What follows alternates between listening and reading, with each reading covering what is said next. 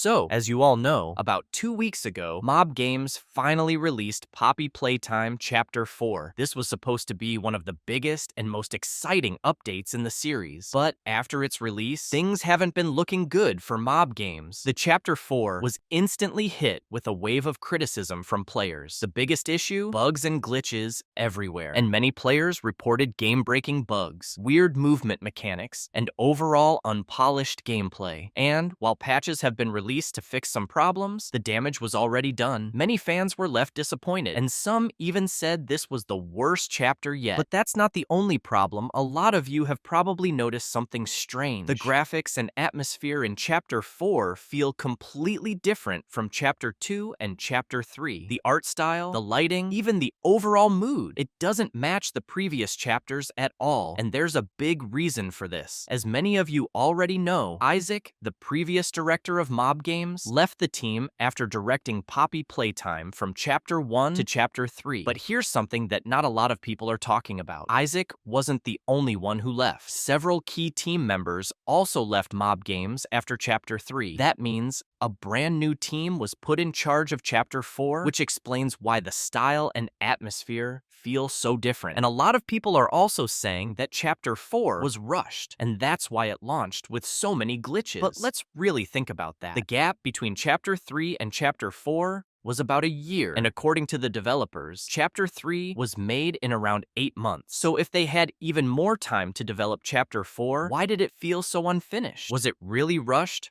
Or was the new team just struggling to keep up after losing so many key developers? And all of this raises a much bigger question. Is Mob Games in trouble? Losing important team members, a disappointing game launch, and fans slowly losing interest. This could be the beginning of a major decline. And let's not forget, the Poppy Playtime movie, which was announced back in 2022, still has no updates after almost 2 years. With so many problems piling up, fans are starting to wonder what's really going on behind the scenes. Is Mob Games struggling? Is Poppy Playtime starting to fall apart? Let me know what you think in the comments. And if you want to know what's happening with Poppy Playtime movie and its release date, click on this end screen video right now.